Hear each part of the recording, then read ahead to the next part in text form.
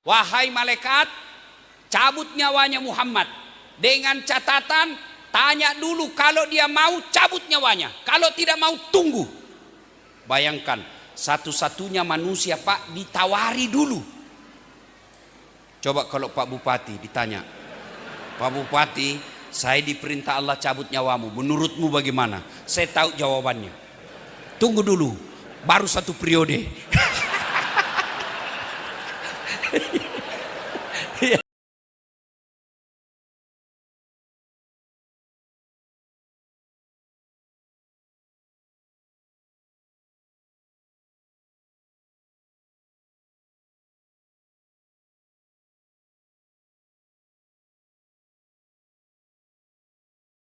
Paling mulia itu namanya Muhammad sallallahu alaihi wasallam. Tidak ada dosanya Pak. Kalau beliau sholat sunnah, bengkak betisnya Pak. Kalau beliau sholat, tidak pernah kasar mulutnya, tidak pernah makan barang haram. Kalau ada nama Allah, coba lihat kalau ada di mana-mana, nama Allah pasti di sampingnya nama siapa? Muhammad sallallahu alaihi wasallam. Bahkan Allah sampaikan dalam Quran, andai bukan engkau Muhammad, saya tidak ciptakan dunia dan isinya. Tuh, apalagi bukti cintanya sama Nabi kepada Allah, Allah kepada Nabi. Apa dia bilang? Waktu mau Nabi sakaratil maut, ditanya malaikat pencabut nyawa, wahai malaikat, cabut nyawanya Muhammad. Dengan catatan, tanya dulu kalau dia mau cabut nyawanya. Kalau tidak mau tunggu. Bayangkan, satu-satunya manusia Pak ditawari dulu. Coba kalau Pak Bupati ditanya, Pak Bupati, saya diperintah Allah cabut nyawamu, menurutmu bagaimana? Saya tahu jawabannya. Tunggu dulu, baru satu periode.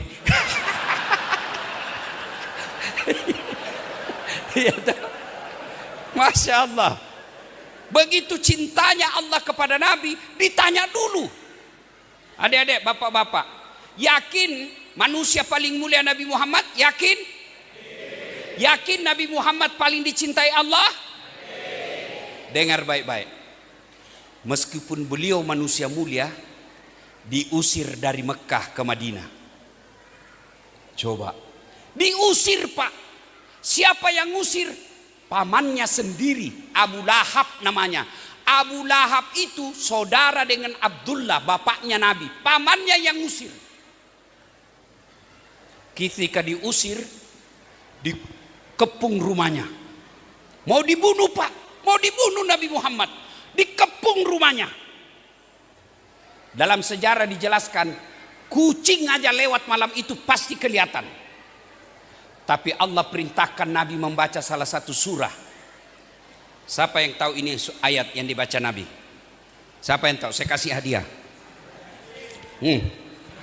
Uang merah. Siapa yang tahu? Hah?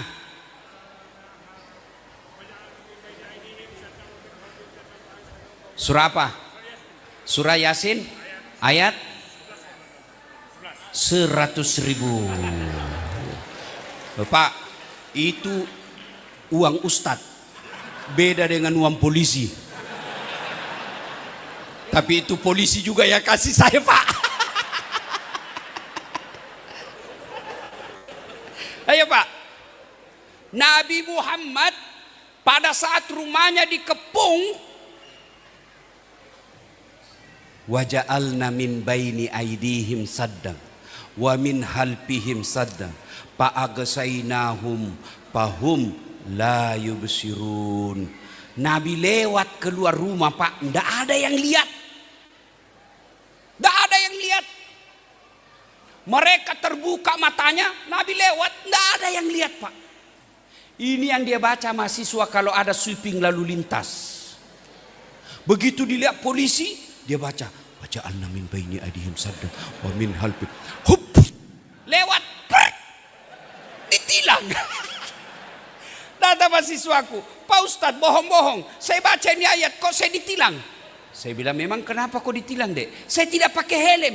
Bukan ayat yang salah, kau yang dongok. Pasti kau dilihat polisi, baru itu polisi juga hafal itu ayat. Satu titik kisah sampai di sini.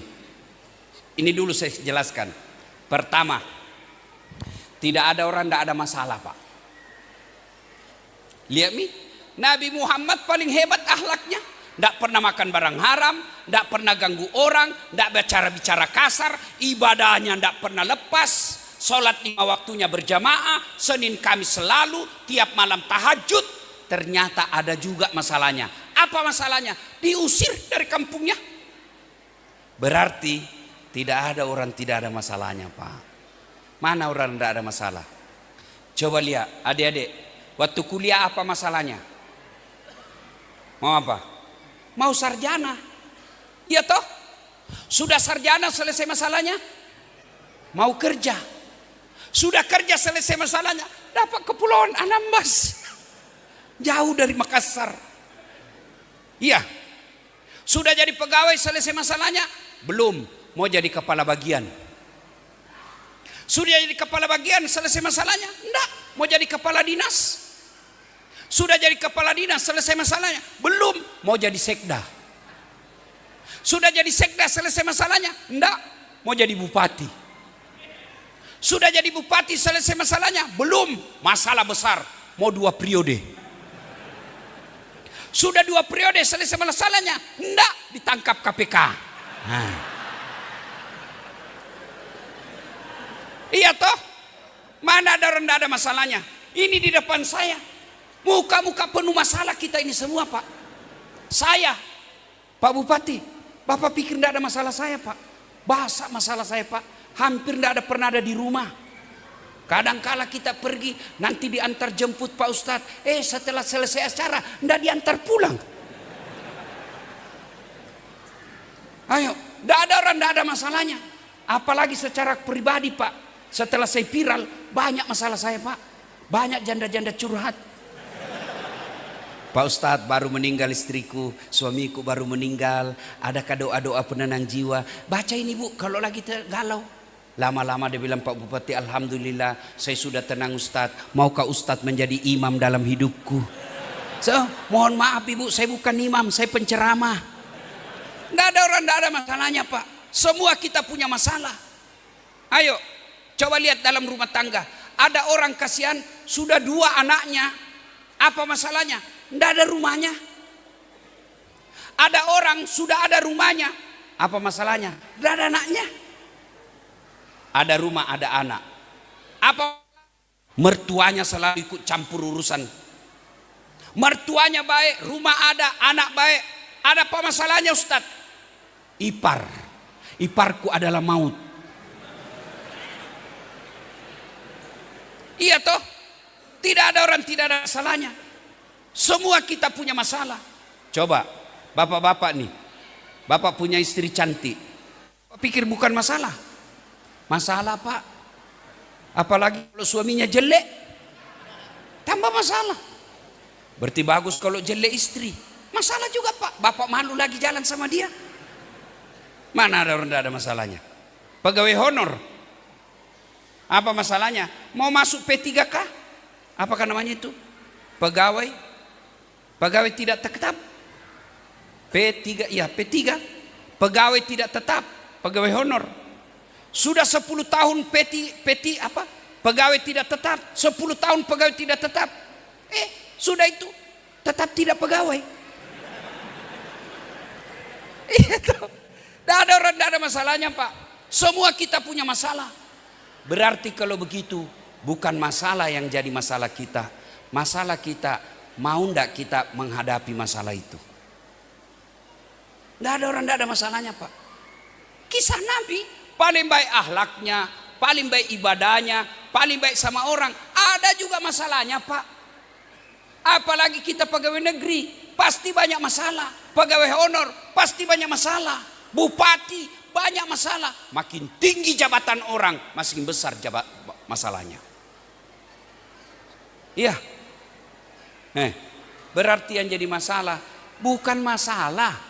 Yang jadi masalah bagaimana kita menghadapi itu masalah. Alhamdulillah. Allah tidak mengatakan, Pak Wakil, kalau ada masalahmu kau jadi bupati dulu. Tidak. Pak Polisi, kalau ada masalahmu kau jadi komandan Kapolres dulu, tidak. Pak tentara, kalau ada masalahmu kau jadi dandim dulu, tidak. Dasat, kalau ada masalahmu kau jadi wali kota dulu, tidak. Allah cuma minta dua. Dengar baik-baik. Ista'inu bisabri wassalah. Sabar, perbaiki solatmu, saya yang selesaikan masalahmu. Itu janji Allah, bukan janji manusia. Ustadz, kenapa rumah tanggaku ribut terus? Kau tidak sholat. Ustadz, kenapa usaha saya selalu bangkrut? Kau tidak sholat. Ustadz, kenapa anakku kepala batu? Tidak sholat. Kenapa istriku suka melawan? Tidak sholat. Kalau sholat, Pak, gampang Allah selesaikan. Mana buktinya? Lihat tadi Nabi lewat, tidak ada yang lihat. Tidak masuk akal. Kalau Allah bilang tidak ada, tidak masuk akal bagi Allah. Maka kalau ada masalah, tidak usah cari kambing hitam. Lebih kau tanya dirimu, bagaimana sholatku? Saya sholat Ustaz. Betul kau sholat tapi tidak ikhlas. Hayya 'alas sholat, asar lagi. Berarti kau tidak ikhlas. Saya sholat Ustaz. Betul kau sholat tapi main-main. Begini caranya sholat. Bismillah. Iya kada ini.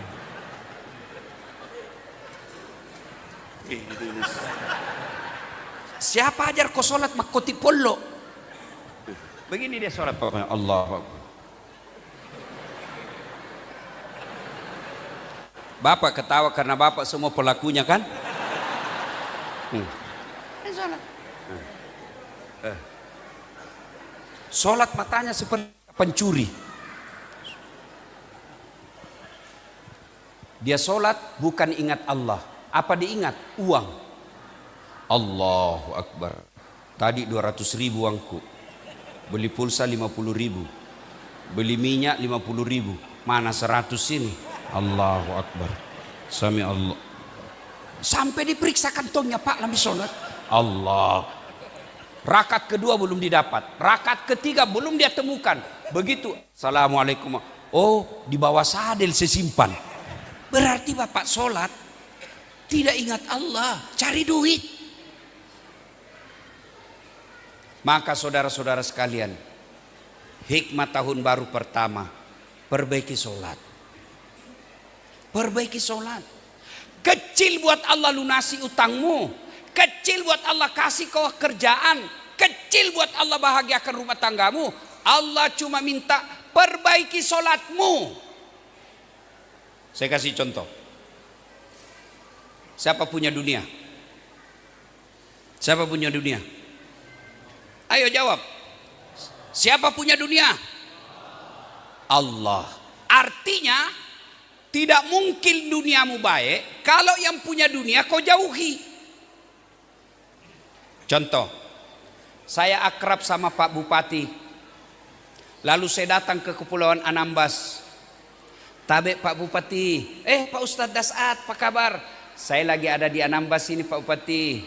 Saya mau keliling-keliling, lihat-lihat pulau, tapi tidak ada perahuku. Pak Bupati telepon Wakil Bupati. Pak Wakil, itu ada Pak Ustadz baru landing, mau ke pulau, tapi saya lagi di Jakarta. Tolong Pak Wakil selesaikannya, bantu. 30 menit kemudian datang Pak Wakil, bawa perahu lengkap. Pak Bupati kata Pak Wakil, kata Pak Ustadz, ini ada perahu, silakan gunakan selama Bapak Ustadz ada di sini. Bensinnya penuh, ini ada juga pembeli oleh-oleh. Contoh, biar contoh curiga juga. Contoh aja ini. Sudah. Selesai masalah saya soal perahu. Kenapa? Saya akrab sama yang punya perahu. Sebaliknya, ada dari Makassar, tidak pernah ketemu Pak Bupati, tidak pernah dengar namanya, tidak pernah kenalan, datang ke pulau sini. Pak Bupati, pinjam dulu perahumu Pak Bupati. Siapa dia telepon Pak Bupati? Siapa? Kapolres. Tangkap itu, tukang tipu. Tidak pernah kenal, tiba-tiba pasti penipu. Begitu juga dalam hidup Bapak Ibu. Tidak pernah sholat. Sholatnya cuma hari Jumat. paling terlambat datang, paling cepat pulang. Orang khotbah kau tidur. Ada masalah dalam kerjaan, ya Allah capek sudah saya hadapi ini.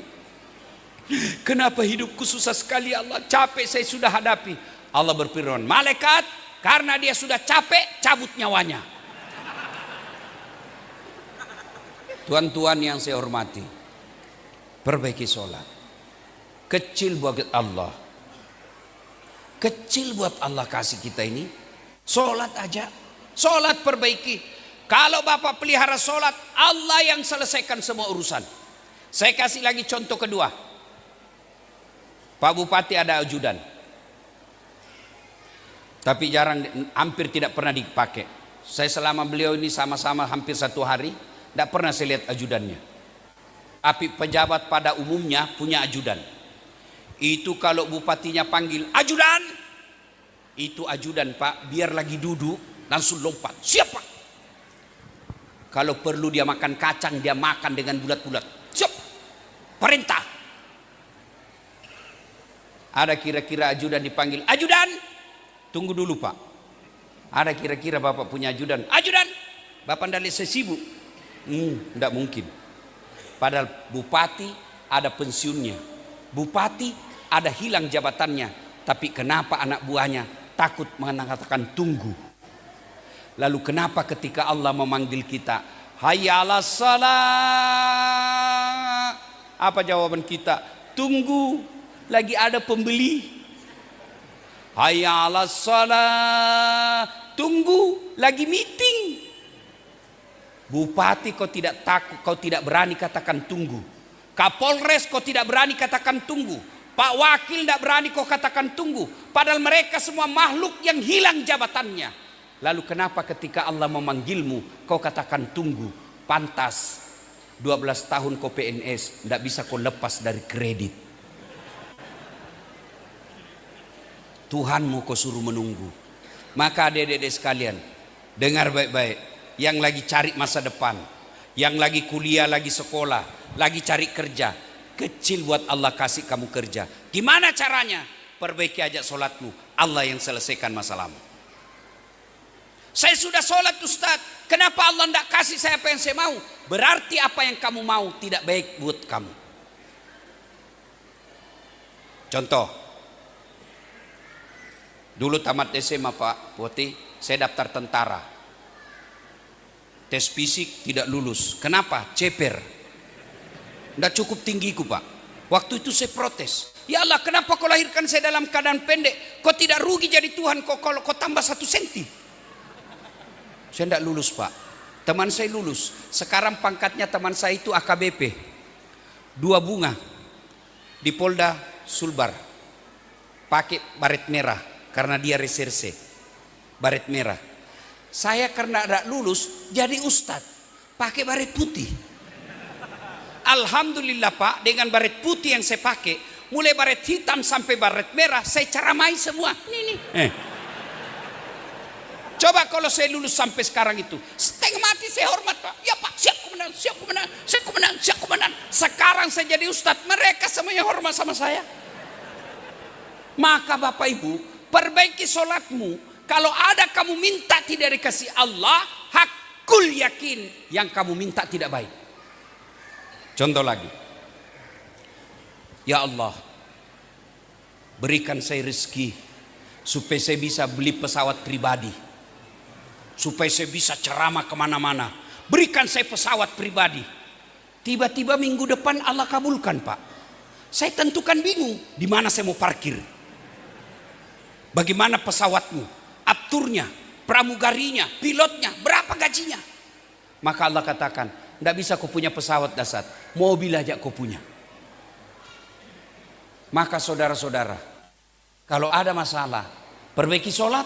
Sholat sudah baik, tidak bagus hidupmu, berarti apa yang kamu minta tidak sesuai Allah mau. Ini buktinya tadi. Nabi paling baik akhlaknya, ada masalahnya, tapi boleh tetap sholat. Kalau ada masalah tidak sholat, sudah masalahmu ada, kau tidak punya lagi solusinya, dan di akhirat kau dapat hukumannya. Maka perbaiki sholat. Sholat diperbaiki, insya Allah Allah selesaikan. Yang kedua, Saya mau sampaikan, dengar baik-baik yang malas sholat, dengar hukumannya yang malas sholat ini.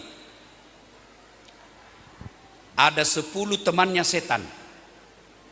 Kalau teman bupati enak, ini temannya setan Pak. Siapa di antara 10 itu? Kata Nabi, al-mutahawilu bis sholah, yang menganggap enteng sholat. Siapa yang dimaksud menganggap enteng sholat? Mereka yang tahu sholat 5 waktu wajib, tapi mereka tidak sholat. Ada orang Pak, hilang uangnya 1 juta, 2 minggu dia ingat Pak. Mana duit saya, mana duit saya. Ketemu Pak Bupati. Kenapa dek? Kau kayak gelisah sekali. Duit saya hilang Pak Bupati. Berapa? 1 juta. Pak Bupati karena senang dia bantu. Ah sudahlah, jangan kau pikir itu. Ini saya gantikan uangmu 1 juta. Diganti duitnya 1 juta Pak. Tambah bingung dia. Apa dia pikir? Andai saja tidak hilang uangku, sudah 2 juta ini uang saya. Coba bayangkan, duitnya hilang 1 juta, dia pikir 2 minggu, digantikan tambah dia pikir lagi Pak. Sementara dia tidak sholat subuh, seolah tidak ada dosanya. Banyak orang begini Pak, tidak sholat subuh, seolah-olah tidak ada dosanya. Padahal kau tidak sholat, itulah puncak pengkhianatanmu kepada Allah. Kalau kau tidak sholat, itulah dosa yang paling besar. Maka setan goda. Haji pergi, puasa ke puasa, sedekah-sedekah. Tapi begitu mau sholat, setan berusaha gagalkan. Kenapa? Karena kalau kau tidak sholat, semua amalmu sia-sia. Kalau bapak ibu tidak sholat, semua ibadahmu tidak ada gunanya. Maka inilah yang disebut as-sholatu miftahul jannah. Sholat itu kuncinya surga. Kalau tidak ada sholat, nanti dikasih lihat amalnya. Dasat, ini puasamu, ini hajimu, ini sedekahmu, ini silaturahmimu. Mana kuncimu? Apa kunci? Sholat 5 waktu. Jadi kalau tidak ada sholatnya Pak, semua amalnya dihapus. Kapan biasa banyak orang tidak sholat? Kapan biasa banyak orang tidak sholat? 1, ibu-ibu kalau selesai haid, dia bilang suaminya, kenapa belum pokok sholat ibu? Biasanya cuma 5 hari. Ini sudah 7 hari kok tidak sholat. Apa kata istrinya? Belum bersih. Masih ada sedikit-sedikit. Kata suaminya, kau bohong. Apa bohong? Saya kasih lihat kau. Kapan lagi perempuan banyak tidak sholat? Kalau ada pengantin. Jilbabnya jilbab sakaratil maut. 3 lapis. Banyak sekali. Ada juga kayak kaleng-kaleng di sini, ada kayak pohon-pohon di sini, dia ikat di sini, akhirnya susah gerak lehernya. Roknya pun sempit, jalannya begini. Kata suaminya, buru-buru kau tunggu dulu Pak, setengah mati kita jalan. Tiba waktu sholat, kata suaminya, kau pergi sholat, kau tidak lihat ini jilbabku susahnya dipakai.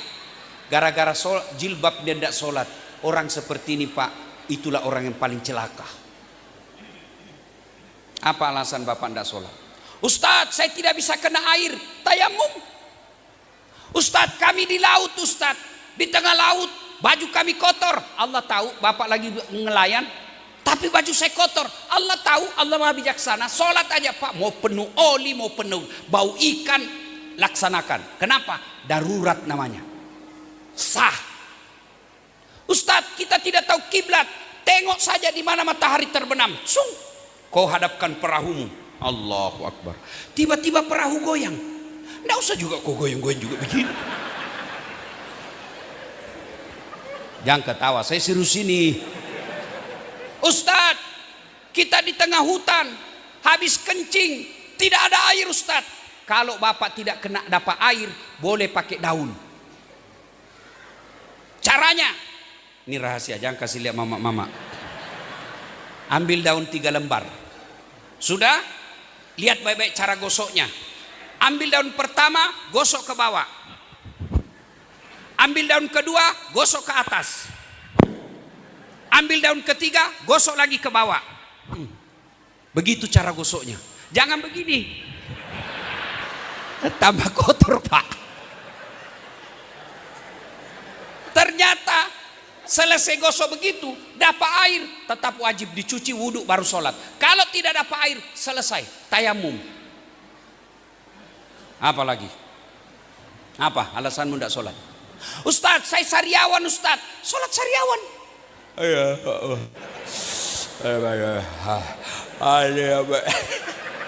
Allah tahu kau lagi sakit. Apa lagi alasanmu? Apa? Ayo, Ustaz, saya tidak hafal bacaan. Sejak kecil sampai malam ini tidak pernah menghafal. Boleh beli buku sholat sambil kau baca. Allahu akbar kabira walhamdulillah waladdallin amin. Qul huwallahu ahad. Allahu akbar. Sami Allah. Rabbana Allah. Boleh. Yang penting bapak tidak malu dilihat anakmu. Boleh, sah. Apa lagi? Ustaz, saya dalam keadaan sakit, tidak bisa bergerak, maka cukup sholat, namanya sholat pakai isyarat, mata saja goyang. Allahu akbar, sami Allahu liman hamidah, Allahu akbar. Itu pun tidak bisa. Allah kasih silakan kau sholat dalam hati. Semua bacaanmu kau baca dalam hati. Selesai. Tidak bisa juga sholat dalam hati Ustaz. Ambil kain putih, bungkus, bawa dikubur. Tahun baru ini hikmah Pak, ayo pelihara sholat. Pak, dengar tadi namanya Ustadz disebut. Banyak sekali gelarnya toh. Doktor, sebenarnya ada lagi di depannya. Namanya asesor profesor, doktor, dasat latif, esos, SAG, MSI, PSD. Padahal saya dari kampung Pak. Bagaimana caranya Ustaz? Pelihara saja sholatmu. Kecil itu profesor, kecil apa yang kamu mau. Maka adik-adik sekalian perbaiki sholat. Pak,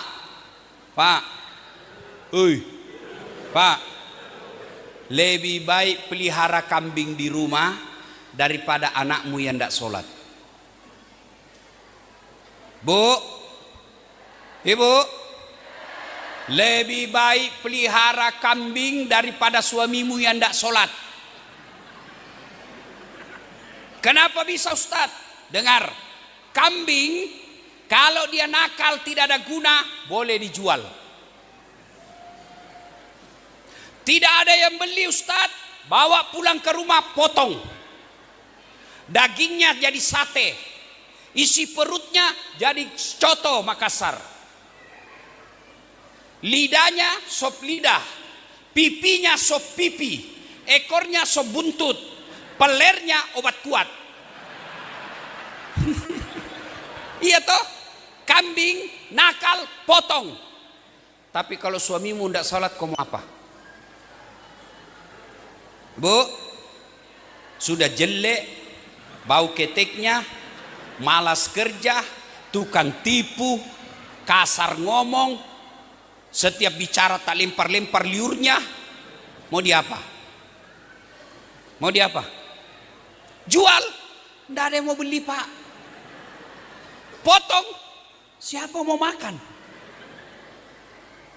Maka sedulur-sedulur, saudara-saudaraku, keluar dari masjid ini, Bapak sudah pelihara sholat baik. Itulah hidayah terbesar dalam hidupmu. Sholat Pak, demi Allah. Buka Quran, surah Al-29. Muhammad Rasulullah walladzina ma'ahu sidda'u alal kuffar ruhama'u bainahum tarahum rukka'an sujjada ila akhiril ayat. Tanda umat Muhammad, kalau dia mengaku Islam, kata Allah dalam Quran, kalau dia tidak sholat, dia kafir di hadapan Allah. Tidak ada agamamu. Maka saudara-saudara, pulang dari sini, perbaiki sholat. 2, cara menghadapi masalah. Ista'inu bis sabri was sholat. Sabar. Ustadz, istriku jelek. Sabar. Kenapa? Itulah yang terbaik buat Bapak. Kenapa Ustadz? Karena kalau dia cantik, dia malu jalan sama Bapak. Kenapa? Karena Bapak juga jelek. Iya toh? Sabar aja Pak. Ibu-ibu, Jawab Beo. Sah. Suami suka ngomel, sah. Sabar. Suami kasar ngomong, sah. Suami kawin lagi, sah. Enggak mau dia jawab, Pak.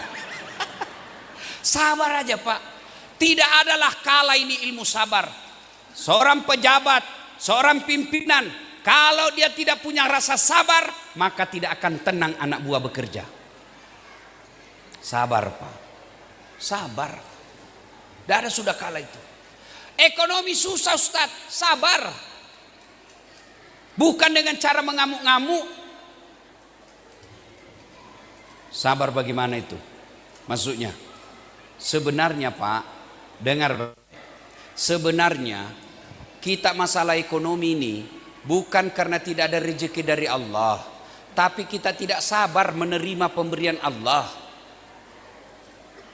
Coba, ada orang dulu Pak tidak jelas kerjanya tapi punya rumah, tidak jelas kerjanya tapi bisa beli tanah.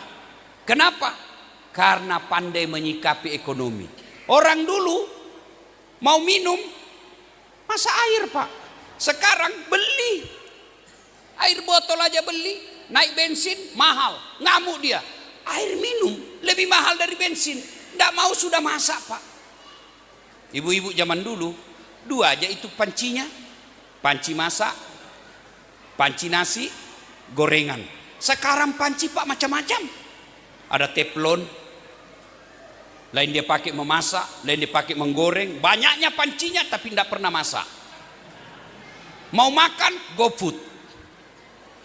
Berarti masalah dalam rumah tangga kita bukan karena tidak ada uang sehingga kita susah, tapi kita tidak sabar menerima keadaan.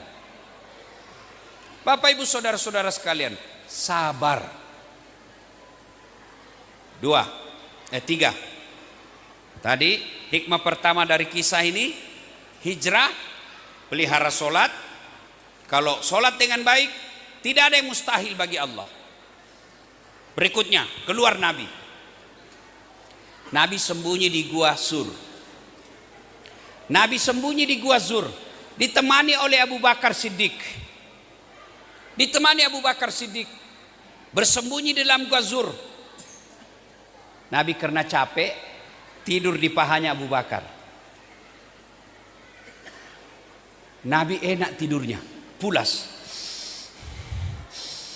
Tiba-tiba dari dinding ada keluar kalajengking. Tahu kalajengking kan Pak? Abu Bakar penasaran, cemas. Saya bangunkan Nabi, tidak enak, lagi enak tidurnya. Kalau saya tidak bangunkan, digigit kalajengking. Akhirnya apa? Abu Bakar, dia kasih masuk tangannya di lubang kalajengking. Digigit kalajengking Pak. Digigit tangannya kalajengking. Abu Bakar karena sakit, tidak mau teriak, dia gigit lidahnya. Belum selesai tangannya digigit, ada lagi lubang kalajengking, kakinya lagi dikasih masuk, digigit lagi kalajengking. Dia tahan sakit, keluar air matanya. Begitu keluar air mata, menetes di pipinya Nabi. Nabi bangun, melihat ke atas. Kalau bahasa kita, Abu Bakar, kenapa kau menangis? Kata Abu Bakar, aduh, saya digigit kalajengking. Kata Nabi, kenapa kau tidak bangunkan saya? Tidak tega ya Rasul. Nabi mengambil bekas lukitan itu, tangan dan kaki Abu Bakar. Lalu Nabi mengambil air liurnya Nabi. Dia usapkan ke luka, dengan izin Allah sembuh. Air liurnya Nabi. Ibu jangan coba-coba pakai ini. Kau digigit kalajengking, kau minta air liurnya suamimu. Oh, infeksi Pak. Apa hikmah dari kisah ini? Abu Bakar sangat cinta kepada Nabi. Kalau Bapak mau bawa pulang hijrah ini, setelah perbaiki hubungan kepada Allah dengan sholat, yang kedua perbaiki hubungan kepada Nabi dengan cara apa? Melaksanakan sunnah-sunnahnya. Bagaimana cara menghormati Nabi? Al-ulama'u warisatul anbiya. Pak Bupati, Pak Wakil, Pak Dewan, Kalau cinta kepada Nabi, satu di antaranya pelihara ulama yang ada di kampung ini. 5 pesan Nabi. Kalau mau makmur suatu kampung, dari 5 itu satu di antaranya ilmunya para ulama. Jaga ulama. Saya mau tanya Bapak Ibu, Bapak tahu sholat halal haram dari mana? Dari gubernur. Saya pernah lihat pejabat wudhu, tayamum dia begini. Tayamum dia begini Pak. Padahal pejabat. Dari mana kita dapat? Dari ulama. Kadangkala Kak, kabupaten, gubernur lebih hormat sama artis daripada ulama. Kalau artis dia undang, Masya Allah, kasih pesawat bisnis, dijemput polisi tentara pakai mobil pengawal, tiung tiung tiung, padahal cuma datang bawa alamat palsu. Sekali ulama dibutuhkan, tidak dijemput Pak, dikirimi ojek, naik motor. Itu pun motornya Pak, motor tua, stang kakinya satu di belakang tidak ada, terpaksa tergantung kakinya Pak Imam di belakang ke sana. Sudah sampai sedikit lagi Pak Imam, hujan satu mantel berdua, sampai di rumah Pak Imam setengah mati salawatan, sallallahu alaihi, sampai busa-busa semua kalepaknya Pak, sallallahu alaihi Muhammad. Begitu pulang dikasih pisang satu sisir, uang 20.000 dipusut-pusut. Kalau begini perlakuan Bapak kepada ulama, jangan lihat dasatnya, jangan lihat namanya, tapi ulama pewaris para nabi. Maka muliakan, cinta sama nabi, muliakan ulama. Alhamdulillah di sini sangat mencintai ulama. Mudah-mudahan keberkahan akan turun di kampung kita. Yang kedua, kalau cinta kepada nabi, amalkan sunnah-sunnahnya sesuai kemampuan. Adik-adik nih yang lagi belajar agama, sunnah pelihara jenggot, tapi jangan kau hina orang yang tidak pakai jenggot. Tidak sunnah itu. Apa itu dasar? Bicara sunnah-sunnah, kau tidak sunnah. Saya bilang, kenapa kau tuduh saya tidak sunnah? Buktinya kau tidak ada jenggotmu. Ya mau diapa kalau tidak mau tumbuh? Adik-adik sekalian, sunnah, kalau ada satu orang yang pakai jenggot, silakan hormati. Jangan juga kau bilang kayak kambing. Silakan Pak. Ada orang dia bisa pelihara sunnah dengan pakai celana jingkrang, silakan pakai. Tapi jangan kau bilang orang yang menutupi mata kakinya bukan umatnya Nabi. Silakan dakwah seperti Nabi, amalkan sunnah sesuai kemampuan kita. Yang ketiga, cinta kepada Nabi, perbanyak bersalawat kepada Rasulullah Muhammad sallallahu alaihi wasallam. Nabi bersabda, sepelit-pelit umatku di antara kalian adalah ketika dia dengar namaku dan dia tidak bersalawat kepadaku, itulah yang paling pelit. Maka begitu dengar nama Nabi, ucapkan Allahumma salli ala Sayyidina Muhammad wa ala ali Sayyidina Muhammad. Itu tahun baru. Sekarang perayaan peringatan 18 tahun. Pak Bupati, Pak Wakil Bupati, ini 18 tahun. Kata Nabi, kalau mau maju satu kampung, satu, dengar baik-baik, Ubsus salam, tebarkan salam, kata Nabi. Salam dalam arti bukan sekedar assalamualaikum warahmatullahi wabarakatuh. Salam dalam arti tebarkan keselamatan. Jadi pegawai yang rahmatan lil alamin. Jadi anggota DPR yang rahmatan lil alamin. Jadi rakyat yang rahmatan lil alamin. Jadi pegawai, Pak, bapak pegawai. Kalau bapak melayani pegawai, melayani rakyat hanya karena cari muka sama bupati, cari muka sama Pak Sekda, cari muka sama pejabat, pasti capek. Pasti capek. Disuruh Pak Bupati kerja 5, 4 yang betul, 1 salah, biasanya yang 1 dipersoalkan. Tapi kalau cari Allah, ridha Allah, langkah-langkah kakimu akan jadi pahala. Melayani masyarakat dengan baik, dengan senyum, maka layanan masyarakat itu adalah jadi pahala di sisi Allah. Ubsus salam, Yang kedua, kata Nabi, wasilul arham, sambungkan silaturahmi. Jangan berpecah belah. Saya senang sekali tadi Bapak Bupati katakan, selesai pilkada saya pidato, sampaikan sama Pak Bupati, Pak Wakil dan Pak Sekda. Sekarang tidak ada lagi warna ini, warna ini, warna ini. Yang adalah warna merah putih. Sekarang tidak ada lagi pendukung dan bukan pendukung. Sekarang adalah masyarakat kita. Mau dia pilih saya atau bukan, tetap masyarakat yang harus dilayani. Silul arham, sambungkan persaudaraan. Coba lihat Pak, hebatnya itu sholat berjamaah mengajarkan persaudaraan. Coba lihat kalau kita sholat berjamaah pakai bahasa masing-masing. Sholat berjamaah pakai bahasa masing-masing, kacau sholat Pak. Yang jadi imam keturunan Arab. Allahu Akbar. Datang makmum nelayan dari Bugis, dia takbir pakai bahasa Bugis. Pungallahu ta'ala malopo. Menyusul penjual nasi Padang, dia takbir pakai bahasa Padang. Allah nan gadang. Terakhir datang jamaah dari Jakarta, dia takbir pakai bahasa Betawi. Allah gede banget gitu loh. itu baru 4 pas sudah kacau. Bagaimana kalau datang semua ini Pak? Maka makna sholat berjamaah sebenarnya adalah ukhuwah, persaudaraan. Bagaimana supaya terjadi persaudaraan? Satu, kalau kau jadi jamaah, jangan kau merasa paling pintar dalam masjid. Ada orang masuk masjid Pak, mulai takbir dia ganggu kita, kayak dia lah yang paling soleh. Allah Allahu Akbar, Bismillahirrahmanirrahim. Kayak dia mau gigit telinga kita Pak. Ada yang begitu. Itu juga tangannya juga kadang-kala menarik perhatian. Pelan-pelan saja Pak. Jangan. Ada di muda lebih kencang lagi. Saya tanya anak muda, kenapa lebih kencang? Dia bilang itu sudah tua Ustaz, saya lebih kuat.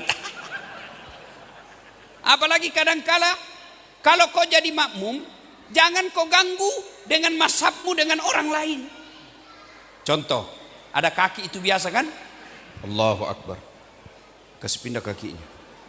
Dia kasih pindah lagi. Saya pernah kasih pindah kaki saya. Dia makin dekat, saya kasih pindah lagi. Tidak bisa lagi goyang kaki saya, masih dia tempel. Sekali ku injak baik-baik. Selesai sholat dia bilang, kenapa kau injak? Hah, kau juga ganggu saya. Kenapa kasih tempel kakimu ke kakiku? Jadi kaki yang saya ingat. Ustaz, supaya merapat ini sap. Dek, kalau mau rapat sapmu bukan kakimu yang kau kasih rapat, tapi pundakmu. Kalau kakimu rapat, sapmu longgar. Sujudlah kau. Iya toh? Jangan sampai kamu punya mazhab mengganggu orang lain. Lalu apa lagi? Kata Nabi, kalau kau pergi sholat berjamaah, pakai sikat gigi, pakai parfum. Apa sikat gigi parfum sampai kepada Allah? Tidak. Lalu tujuannya apa? Itu kemaslahatan orang jangan sampai terganggu. Artinya apa Ustaz? Bau mulutmu, bau ketekmu jangan sampai mengganggu orang di sampingmu. Tadi malam kau tidak sikat gigi 2 hari. Kau makan pete. Kau datang sholat subuh. Bismillahirrahmanirrahim. Ya, kau ganggu orang di samping. Bayangkan Pak dalam sholat, Islam itu bagaimana menjaga orang lain. Bau mulut saja, bau badanmu tidak boleh ganggu orang.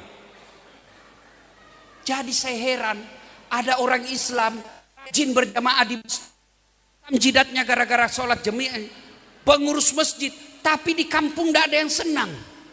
Depan rumahnya bertengkar gara-gara parkir. Samping rumahnya bertengkar gara-gara gotnya. Belakang rumahnya bertengkar gara-gara sampahnya. Baru kau bagus sholatmu, kamu bukan orang mulia. Orang mulia kata Allah, kata Nabi, hairun nas anfa'uhum linnas. Yang baik orang sama orang lain. Bayangkan kalau kita, kalau mau maju di kampung Pak, jangan bertengkar. Boleh berbeda pilihan politik, boleh berbeda mazhab, boleh berbeda partai, boleh berbeda agama, boleh berbeda suku, tapi kita persatuan Indonesia. Wa'tasimu bihablillahi jami'an wa la tafarraqu. Jangan berbeda mazhab kita saling memaki. Itu bukan sunnah. Kenapa? Tidak begitu. Bid'ah, maulid bid'ah, tahun baru bid'ah, Isra Mi'raj bid'ah. Kenapa bid'ah? Tidak ada pada zaman Nabi. Kalau tidak ada pada zaman Nabi, kalau begitu kasih tahu ustadzmu, jangan khotbah pakai bahasa Indonesia. Kenapa? Nabi khotbah tidak pakai bahasa Indonesia. Kalau begitu kau ceramah, jangan suruh pakai mic. Kenapa? Nabi tidak pakai mic. Itu semua. Maka yang baik, lakukan yang kamu lakukan ini, jangan kau ganggu dan kau salahkan orang lain. Saya paling banyak pertanyaan, Ustadz, katanya kalau ada foto di rumah, malaikat tidak mau masuk. Kalau ada orang bilang begitu, kalau begitu ada orang sakit, Pak, pasang foto banyak-banyak di kamar supaya malaikat pencabut nyawa tidak masuk. Nah, Bapak Ibu saudara-saudara sekalian, bersatu. Wa'tasimu bihablillahi jami'an wa la tafarraqu. Yang ketiga kata Nabi, kita dengar Pak, pesan Nabi kalau mau maju ini kampung. Yang keempat, at'im al-masakin. Yang ketiga kata Allah, beri makan fakir miskin. Beri makan fakir miskin. Alhamdulillah Pak, ada MBG. Bagus itu MBG Pak. Cuma orang-orang pelaksananya ini jahat. 19.000 ekor sapi dipotong tiap hari. Baru tidak pernah kita lihat daging. Ternyata usut punya usut, sudah jadi roko itu sapinya. Yang keempat, kalau mau maju, kata Nabi, wa minal laili tahajjad bihi, salat tengah malam. Bagi muslim, biasakan salat tengah malam. Kalau ini kita lakukan Pak, maka janji Allah dalam Quran, walau anna ahlul qura amanu wattaqau lapatahna alaihi barakatim minas sama'i wal ard. Maka kata Allah, kalau penduduk satu kampung baik agamanya di kampung itu, saya akan turunkan keberkahan dari langit dan aku munculkan keberkahan dari dalam tanah. Itu janji Allah. Mau lihat buktinya? Saudi Arabia, kekayaannya hanya gas dan minyak, tapi tidak ada orang Saudi datang di sini menjadi tenaga kerja. Di Indonesia semua ada Pak, gas ada, minyak ada, nikel banyak, batu bara banyak, sawit banyak, beras ada, sawah di mana-mana ada, jandanya juga banyak, penganggurannya juga banyak. Tapi banyak negara rakyat kita keluar negeri untuk cari nafkah. Maka rumusnya, kalau mau bagus negara ini, apapun agama kita, ayo masing-masing umat taat kepada Tuhannya, jalankan agamanya masing-masing.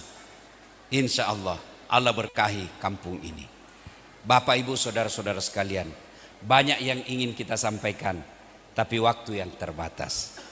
Kembali, tidak ada gunanya pulang ceramah ini kalau yang malas sholat masih tetap malas sholat. Kalau pulang dari ceramah ini, yang tadinya malas sholat, sudah sholat, itulah makna hijrah. Yang sudah sholat, alhamdulillah, datang ke masjid berjamaah, itulah hijrah. Dia tingkatkan kualitasnya. Pegawai tadinya masih malas ngurus rakyat, selesai pengajian ini, mulai besok dia ngurus rakyat dengan baik. Itulah makna hijrah. Kalau ini kita sudah lakukan, alhamdulillah, acara ini sudah ada faedah dan manfaat. Penghormatan setinggi-tinggi penghormatan. Saya dengar tadi dari Pak Bupati, Pak Wakil Bupati, bahwa yang hadir di tempat ini ada yang datang dari pulau, naik perahu malam-malam. Percaya Bapak Ibu, langkah-langkah kaki Bapak meninggalkan rumah untuk dengar dakwah, jihad fisabilillah.